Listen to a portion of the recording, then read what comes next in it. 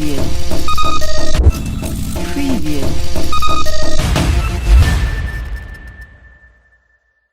now for our weekly soccer podcast by our usual guests, Noel O'Connor and Jason O'Connor. Thanks for joining us this evening, lads. I suppose, Jason, there's no other place to start but the friendly on Saturday for Treaty United. Treaty United drew 0-0 with Athlone Town in Athlone. It was a game where Treaty were on top in the first half, but obviously made a whole host of substitutions at half time, and as Tommy Barrett probably alluded to itself, it is very hard to judge, Jason, based on that game, because Athlone had a kind of a second string outfit out as well. Yeah, they did, Adrian. I suppose you can look at it a couple of ways. The positives, obviously, a clean sheet, not been beaten, and a couple of good performances. Very impressed with Jack Lynch. I thought he was very brave. We talk about bravery on the pitch. I suppose for me, it's coming looking for the ball, been an option all the time. He looked comfortable taking possession. Where that possession went at times varied, I suppose, but I was very impressed with him. He was willing to get on it, as I said, and take that responsibility. Sean McSweeney certainly looks a player at this level. I would like to see him higher up the pitch. In a two with Dean George, and especially in a game that Saturday was. There was an opportunity there to impose yourself on the opposition. We knew it was a weakened team from Athlone's game that morning against Longford. So there should have been, for me, a bit more intensity to the play. Tommy has spoke, I've heard him recently speaking about not giving points goals and stuff like this for the team and for the players. But we got to delve a little bit more into it, Adrian, than that. And there will be games during the season that Treaty will target as regards getting 3 points. And I think Saturday was maybe a little bit of a missed opportunity to implement that side of things. But look, a lot to be positive about. As I said, some good performances, a clean sheet. I would worry about the approach. I have voiced this in the past, that it'll be variations of 4-3-3, and we saw that again on Saturday. It was very much a 4-2-3-1, and the amount of time that the ball spent in our defensive third would be a worry for me. Ty Grind probably touched the ball with his feet more than some of the outfield players. I'm all for keepers being comfortable with the ball at their feet, but their primary concern should be organising the defence, dealing with balls coming into the box and shot stopping. I'd like us to be moving the ball out of that defensive third a lot quicker. And obviously with two up front, I voiced that numerous occasions.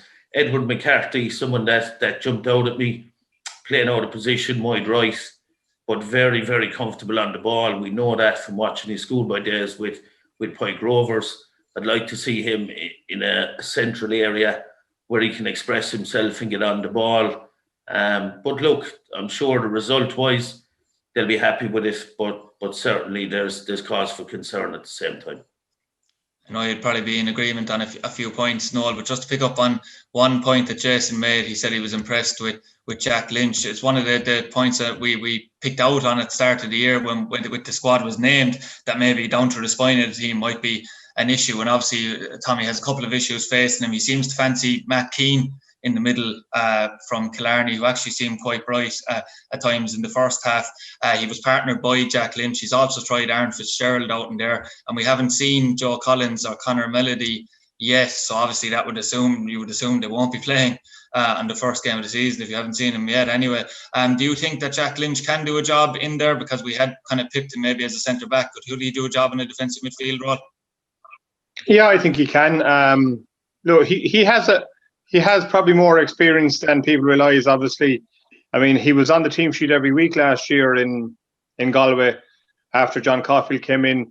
You know, he had a spell down in Waterford as well. I know he didn't play a huge amount of games, but obviously he was in and out. And his college career was quite strong as well. To be honest with you, like I actually find it difficult at times to work out where his best position is. And I did think that he would be playing centre half when I looked at the squad group. But obviously, Tommy fancies him there. I'd agree with a lot about what Jason said. I probably was a bit surprised that they made so many changes at halftime, due to the fact that they really have only one more game before they have their first league game, and you would think that you should have a fair idea of your team now for Friday week, and you'd want them maybe to play together for an hour before you'd make those changes. I thought that the ball probably was with Limerick's back four a little bit too much, and I was watching their press, particularly in the second half, and there just seemed to be a little bit of confusion about who was to do what, and at times they pressed in ones and twos, and sometimes they didn't press at all and just dropped off to the halfway line. But and all these things really need to be ironed out. When you have these games, they're the real opportunity to bed down that kind of team shape, and you probably pick 2 or 3 things that you'd want to get right on the day. And, for want of a better word, you would be barking your instructions from the sideline just to reinforce 2 or 3 things that you can get done, that you can say after the match, look, we set out to do this, and we've got that bit done, and we've got that bit done, and we move on to next week. But again, I've said before, those pre-season friendlies, they're tricky enough. It was that lone second game as well. I wouldn't really read too much into whether it was a first team or a second team. It's about getting minutes, and it's about getting your match fitness and getting to know the guy next to you. But probably this weekend will be a truer reflection of where we're at in terms of, I assume that Athlone don't have 2 matches this weekend, so they're probably set to put out a much stronger team than they had last Saturday. Yeah, absolutely. And Jason, I have to say I was a bit surprised myself with the amount of changes. I kind of had a feeling it was going to happen, considering how many that were there on the bench. And I know it's probably easy. We probably would have been critical if he hadn't played those players too, because they wouldn't be getting any minutes at all. It was one of those games you could clearly see in the second half, like the intensity had went out of it altogether. And as Noel kind of pointed at, there was a lot of confusion. A lot of these players have never played together, haven't even trained together that much. That was evident. But as Noel also pointed to, you would expect now that we will see the starting team maybe Saturday would be something like what the starting team is going to be Friday, and they will get a lot more minutes, you'd imagine, as well, which will be vital before the game in a week and a half's time. Yeah, 100%, Adrian. I think the first 11 was very pointed to being the majority of Tommy's selection for the first game, I'd imagine, looking at it. And with that in mind, 70 minutes is probably the mark that you give them players. Obviously, in the second period, you want to give some lads some minutes, but you got to be realistic and you got to be honest. Some of the players in the second period aren't at it at the moment, and maybe they'd be more benefited, I suppose, by work on the training pitch rather than being brought up for 45 minutes. That would be my own approach. You'd need to have your match day squad in your mind at this point. We can't keep playing back to, we didn't have time and this and that and the other. We're there now. I'd like to see a more aggressive approach, I suppose, from Tommy, more definitive approach on what they're going to try to do. And that should be reflected in the squad selection. Just on Noel's point about weakened teams and stuff like that, he rightly said Athlone will be a lot stronger this weekend, and that would provide an opportunity to take a different approach, would be the point that I'd make. But if you're looking at a team that isn't in Athlone's first 11 or first 15, then you should be targeting them, going after them, laying down a marker, giving the supporters something to believe in. And even if you did that for 45 or 50 or 60 minutes, then we'd get a clearer picture of maybe the intent going forward. Yeah, absolutely. And I know we had, as you said, we had a bit of confusion. We had Matt McKevitt came on in the second half up front. Kieran Hanlon played as a number 10, it seemed, as well, with switching in and out with McKevitt. It looks certain that Dean George is going to be the man that plays up front, you'd imagine. He seems probably the fittest as well, considering he had some early time with Athlone too, Noel. It's going to be, as Jason alluded to at the very start, it's going to be a massive season for Sean McSweeney at this level. He's very comfortable on the ball, But in an attacking sense for Treaty, he's going to be vital in this upcoming season as well. Yeah, I think he is, and certainly that the top end of the pitch, and no matter who's going to be there, the absolute crucial part of that, if it is a 4-2-3-1, is how quickly the three, if you like, can get near that lone striker, because at times, particularly in away matches in that league, if you're under a bit of pressure, you may find the team getting very deep and it's very hard to get out. And I was just wondering again about that last week, in terms of an out ball where you need to get a bit of field position, for want of a better word, whether you turn the opposition or knock it up to someone who can hold it up for 5 or 6 seconds, just to give a chance for your forward players to get close to him. But it certainly is a big season for him. He had a little taste of it before, and I certainly hope that he does look to get not only up to the number 9, whoever it may be, but actually beyond him at times as well. And it'll be crucial in terms of getting goals that those guys have that kind of mentality in their heads, that they're not content just to play behind the number 9, but they're looking to get beyond him as well. Yeah, absolutely. I know Sean was criticised in his last time with Limerick for being maybe a bit slow on the ball, but obviously we'll be hoping for assists and goals from him, which we'll certainly need from Sean McSweeney this year. We're going to move on now to discussing 4 teams that Treaty will come up against this year. We discussed 4 last week as well. We'll start off with Shelbourne, who, like Galway and possibly even Bray to a lesser extent maybe, are being hotly tipped as promotion favourites, Jason. You've got a lot of good players there. You've got the likes of Kevin O'Connor there. You've got Ryan Brennan. Also the 2 goalies, we know Noel, Jack Brady and Brendan Clark will be vying out for the number 1 spot. And also a big signing for them will certainly be Yo-Yo Maddie up front, a player who played under age at Limerick FC. What way would you rank Shelbourne's chances this year? I know that there was a lot of hype around the club going into the Premier last year, Jason, and it didn't work out. So they'll be hoping to get back straight away. Oh, they will, 100%, Adrian. And they'd be one of my picks, I suppose, for promotion. I mentioned Galway last week, and Shelbourne would certainly be in that bracket for me. Their pre-season form has been very, very good up until the weekend, I suppose. They lost to Sligo 2-0. But previous to that, they'd beaten Wexford 4-1, beaten Rovers 2-1, and beaten Drogheda 3-0. So you have a lot of goals scored in pre-season, and people can say, look, they don't read into results too much in pre-season, but winning is a habit, scoring goals is a habit, and Shelbourne are into that already. You mentioned Yo-Yo Maddie. He'd be one to watch for me this year. Can he reproduce the form that he showed for UCD last year? You also have Glenn McCauley. He's a young player, played underage with the Irish team, actually here in Janesborough a few years ago against Holland. Had a spell in Liverpool as well, and fluttered around a little bit with Bows and Pats over the last couple of years, but certainly has potential, and he'll be interesting to watch this year. You mentioned the 2 keepers. Obviously, Limerick fans are very, very familiar with Brendan and Jack Brady.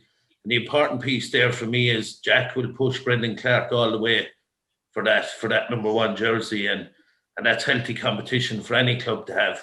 They've also Ali Gilchrist, a centre-back, experienced, played in Scotland with St Johnstone and had a spell with Rovers as well.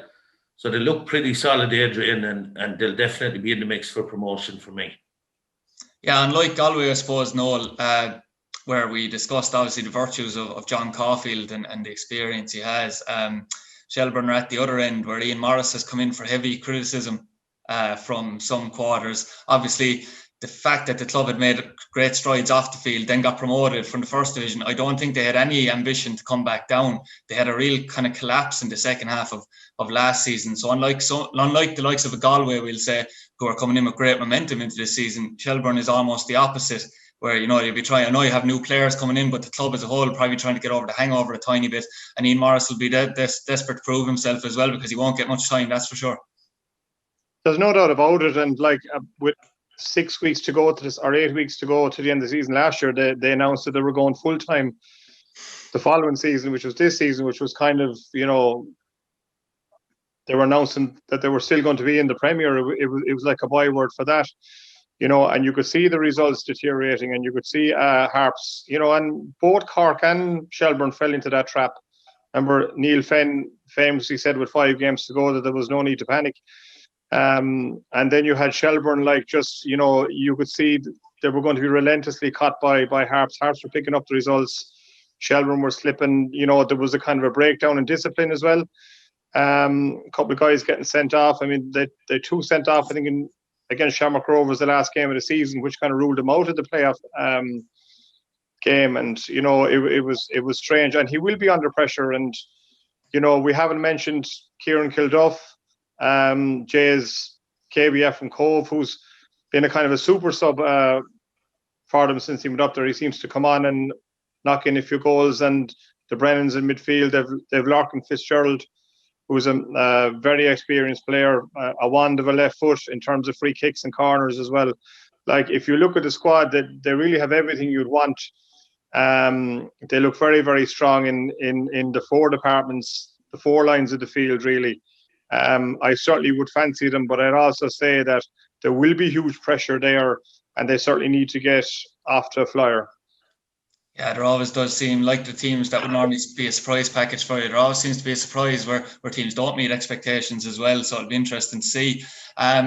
Jason, to move on to UCD, a club where generally there never is any expectation in the first division, but they have a great tradition in the first division. There never seems to be any expectation, probably for obvious reasons, on them, but they're always higher up. They were in the playoffs last year, obviously, and were defeated at, we'll say, the semi-final stage as such. When I was taking down notes, Jason, about UCD, I actually had down that they were a very attractive side. Now, they might be very attractive in looks and personality, I'm not sure, but that wasn't really what I was getting at. What I was getting at was their football ability, and they are very good to watch, and consistently every year seem to be like that in the first division as well. 100%, Adrian. I suppose, look, Treaty United are speaking about a model for sustainability, and UCD is a model that I'm sure the Limerick representatives this year could have a look at from an off-the-pitch point of view. For to make a League of Ireland club sustainable, then the wage bill must be kept low. There's an opportunity here locally to link in with UL and LIT and provide scholarships, I suppose, for players instead of paying them wages, you know, and that could be a model that Treaty might use, that UCD obviously use, and by doing that, you're investing, I suppose, in the person as well as the player. And if you're making that towards the Midwest region, then Treaty will be delivering on what they're saying. It is definitely an approach that I'd be an advocate of, and it's an opportunity, I suppose, even to drill down into the community through the local clubs and assist lads with football ability who mightn't fit in, I suppose, to the mainstream educational system. You know, through community programs, get them back into education and lead them into third level, I suppose. But that's off the pitch stuff that Treaty, I'm sure, will consider. Pre-season's gone well for UCD. Again, scoring goals. Beat Longford 2-1. We're 3-0 up against Bray. Finished 3-3. And 2 defeats then against Pats and Bows. They've got Paul Doyle back. He was player of the season last year. Going to be a very, very big player for them. Adam Lennon is a young player bursting onto the scene. Scored a couple of goals in pre-season. And they've 5 different scorers, Adrian, in pre-season. So you rightly said, always attractive to watch. We're in the playoffs last year. And I think for myself, it'll be between themselves and Bray, maybe to pick up that final playoff spot this year. Yeah, Noel, as Jason mentioned, obviously they have this sort of sustainable model, which definitely benefits them on the pitch as well, Noel, because year after year, as long as I can remember in League of Ireland, UCD used to lose all their best players. Might be, 3 and 4 players every pre-season will go to one of the bigger Dublin clubs or the likes, and I suppose the same has happened now with top scorer Maddie going to Shelbourne. But the key thing is they always seem to replace those players with more up and coming players and more players well able to play football. They'll Andy Myler obviously hoping for that again this season. What are your own expectations, I suppose, for UCD? Yeah, well, funny. I would think that their expectations should be higher every year because, and you rightly point out, they do lose players every year, but they also they hand out 18 scholarships every year, 18 or 20 scholarships. So basically, they're getting the top players at 18 in the whole country, that haven't gone across channel, and that happens year after year after year. And also, they have them for a minimum of probably 3 years or 4 years. It's like they sign a 4-year contract with the club. The college scene obviously is very good for them as well. The fact that they get so many games together, a bit under the radar as well as having that Collingwood Cup as well. So I'd always have an expectation that UCD should do quite well. They appoint from within as well. In fairness, Andy Myler, he served his apprenticeship with the college teams, for the last few years. Another player that Jason didn't mention is back this year is Evan Ozem, Paul Ozem's son, who actually did his cruciate there about 18 months ago. But he's back, and he was on what I call one of the best UCD teams of the last decade. The one that won the league there 2 seasons ago. And when you look at the breakup of that team, I think about 8 of them left, and they're all playing with, if you like, the stronger teams in the Premier League.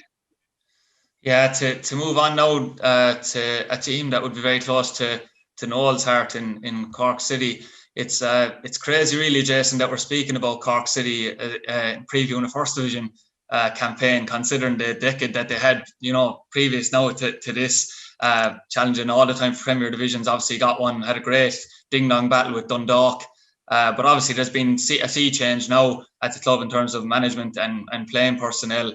Obviously, Colin Healy has got the chance, and I know that Dave Rogers alluded to it, actually, the Maverick Dave Rogers alluded to the fact that it was great to see that maybe the same managerial merry-go-round that happened in the League of Ireland for years isn't happening now anymore, and the likes of Colin Healy, who obviously has a great experience in football, obviously as a player, is now getting a chance, and it is a great opportunity for him. Oh, it is, Adrian, and you rightly said he's huge pedigree in the game, so it wouldn't really be considered too much of a gamble, I suppose, by Cork City. They'll look to bounce straight back. There's no doubt about that. Garrod Morrissey, obviously, still part of the squad. Stephen Beattie, there was a lot of questions raised over where his wages were coming from when he returned. Danny Drew. You said that, no, not me, but that's been put to bed. And I'm sure the fans are delighted to have a player of that stature on board with him. We know Cian Coleman is there. We saw Cian when he was at Limerick. Wholehearted midfield player, very fit, gets around the pitch, and a tough tackler. Cian Murphy is one I'd like the fans to keep an eye out for. 20-year-old striker. Good ratio in pre-season, 2 goals in 4 games, and any good striker will tell you that's the ratio you're looking for, a goal every other game. So there's a lot of confidence within the camp, I'm sure, for Cork. I'd be tipping them definitely to be in the playoffs. Whether they can make it straight back will be a challenge, but definitely a good season ahead. Yeah, expectations and all are always massive in Cork. Great fan base, great support for many years. Even when they were in the First Division, always brought massive crowds to away grounds. They added a lot to it, 10 years ago before they got promoted again. When I was talking to you there a couple of minutes ago about, surprise packages or teams, obviously you'd look at the likes of Shelbourne and Galway, they're full-time as well. I would have to say I'd probably tip Cork to be up and around there without knowing too much about him. I don't know if you'd agree with that. Yeah, well, I suppose Jason is spot on with the players. I mean, they have kept a real rump of experienced players. I think they signed a Finnish under-21 international as well last week, Jonas Hakkinen or something, to play centre half. They've Rob Slevin there, who would have been one of your former UCD players. Cian Coleman is playing centre half at the moment, I think, in the pre-season, but obviously I don't think he'd be playing there when they've everyone fit. They have a local lad as well, actually. If you watch Rebel TV there, they beat Waterford 3-0, below Waterford at the weekend. Alec Byrne scored a screamer of a third goal for them. I touched on it a few weeks ago, I think. What amazed me about it was there didn't seem to be much of an outcry in Cork or in Cork soccer when Cork City were relegated. No investigation, if you like. I mean, it was just incredible to think that a club that had been so successful, slumped all the way out of the league. It was bad enough that they, if they dropped into maybe sixth or seventh, but they actually went to, and that's a bit of a worry. You just wonder, have they grasped the whole thing? It's going to be a real battle, this first division. We've spoken about it being probably one of the stronger ones in the last 7 or 8 years. And, the real question is while they do have a lot of really good players, are they up for that fight? And if they're not up for that fight, well, I think they will struggle a bit. And if there was one team that maybe may underachieve this season, I probably have to say that it could be Cork City. Very interesting. I think we should probably come up with a prediction list ourselves, lads, individually for the viewers, if you like, and then we can laugh at how bad our predictions are at the end of the season, maybe before next week. But I know it's onto a team now where there definitely won't be much expectation. Definitely could be feeling a hangover from what happened last year, considering what they will see as an injustice, but it didn't seem to be the case. Jason, Cabinteely's squad, to be honest with you, doesn't look like it would be inspiring you to say that they'd be up challenging for the playoffs like maybe they were last year. They also had a big collapse considering their start to the campaign.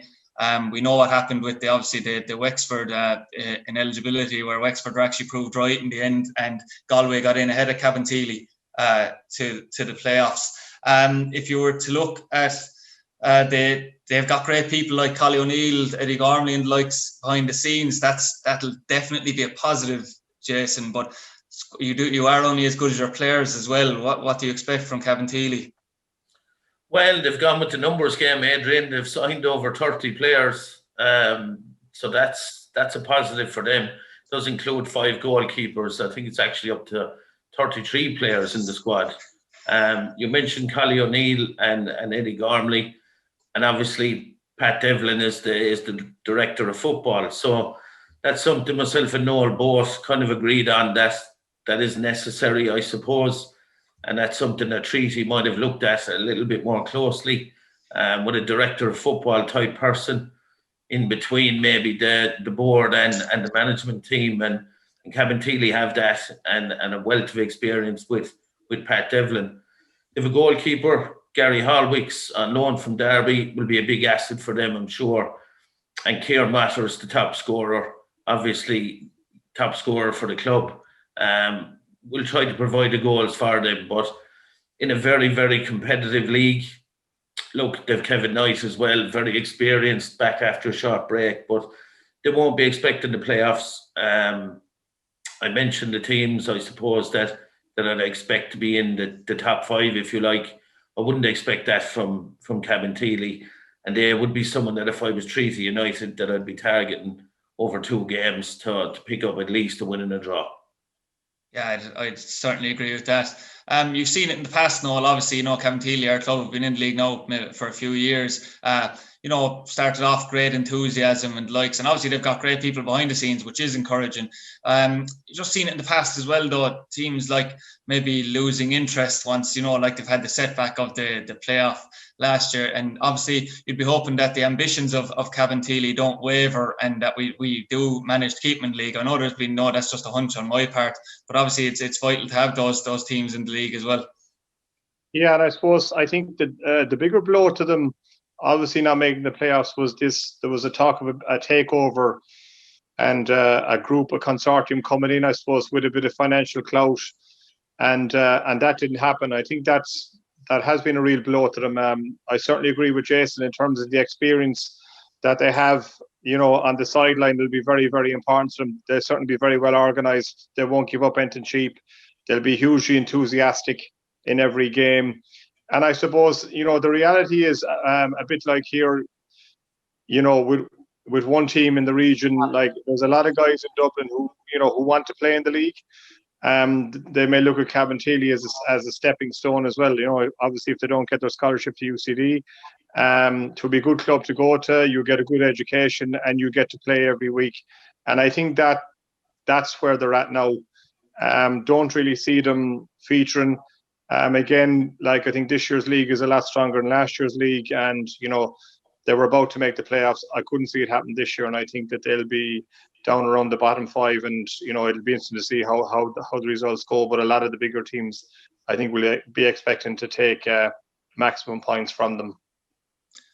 Yeah, I know we have Treaty United to go over next week with Bray. We're going to preview that game, obviously. To put you on the spot, Jason, I know you'd be quelling expectations slightly maybe, but would you expect a challenge for the playoffs from Treaty? I know it'd be early to say, but would you expect a challenge for the playoffs, or is it firmly a case of trying to finish the best of maybe the bottom half without sounding too negative?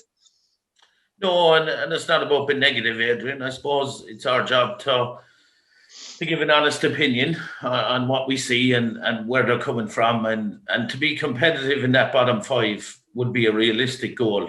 I said there a while ago, I listened to Tommy, not putting points as a target for players, and that would be pretty obvious for me, but you've got to be targeting teams in that bottom 5 where you're going to pick up points. You can't be happy just to go into every game, approach every game the same, play the same way in every game and expect to pick up results. That's not going to happen. There's games you're going to have to be more defensive, obviously with a time then to transition to attack. And there's games where you're going to have to start on the front foot and go after the opposition. And I said that earlier, that last Saturday, maybe a missed opportunity on that front for them. But to answer your question, I think the playoffs would be unrealistic, especially in a league this competitive. But you want to be targeting that bottom 5 and finishing as high up in that as you can, and certainly not accepting the bottom 2 places just as a given. Yeah, listening to Conor Hoy, Noel, the Drogheda United chairman, was very complimentary of Bray, and obviously we won't go into Bray in too much detail considering we will be next week. But that just goes on to Jason's point that you could easily forget that outside of Galway and Shelburne, there, as we've mentioned in the last 2 weeks, there are some very good sides, and Tommy will, even though he's saying he won't go in with a different approach in certain games, at times that he's going to go in and take every game as it comes the same. He certainly will have to change his approach in certain games from the top teams to the bottom, no doubt. Yeah, and listen, of course he'll have to, and you look at your opposition every week, and if you play on a Friday night, by Saturday night, you have a clear picture of what you need to get done that week, and what way you're going to play the following Friday night, depending on who you're playing. And Jason is right. You can't rock up every week and say, look, we'll play 4-3-3 and, we'll give it a shot. I mean, some teams are going to have to be very defensive, maybe drop in to our own half, and other teams, I think at times we're going to have to, step right up in the front foot and stop them playing out from the back and see if we can win the ball and counter-attack quickly. And all that will become apparent as the season goes. And obviously, you need to see these teams play as well. And that's why it'll be great, compared to before, where you had to travel and have a look. And listen, it's always good to see a team live, but with this watch live stream, you'll be able to see hours and hours and hours of footage of your opposition after 4 or 5 games, which is obviously an advantage to any, coaching group who are prepared to put in the hard yards, if you like, and try and pick out a weakness or find a weakness or see how they can break the opposition down.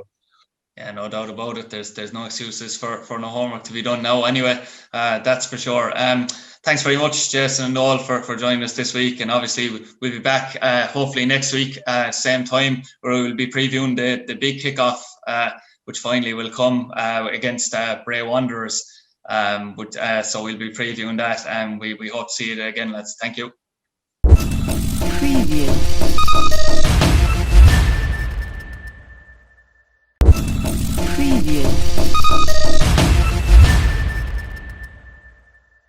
Joined now for our weekly soccer podcast by our usual guests, Noel O'Connor and Jason O'Connor. Thanks for joining us this evening, lads. I suppose, Jason, there's no other place to start but the friendly on Saturday for Treaty United. Treaty United drew 0-0 with Athlone Town in Athlone. It was a game where Treaty were on top in the first half, but obviously made a whole host of substitutions at half time, and as Tommy Barrett probably alluded to itself, it is very hard to judge, Jason, based on that game, because Athlone had a kind of a second string outfit out as well. Yeah, they did, Adrian. I suppose you can look at it a couple of ways. The positives, obviously, a clean sheet, not been beaten, and a couple of good performances. Very impressed with Jack Lynch. I thought he was very brave. We talk about bravery on the pitch. I suppose for me, it's coming looking for the ball, been an option all the time. He looked comfortable taking possession.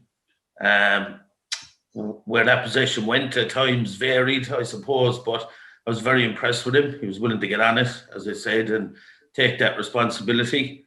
Sean McSweeney certainly looks a player at this level. I would like to see him higher up the pitch. In a two with Dean George, and especially in a game that Saturday was. There was an opportunity there to impose yourself on the opposition.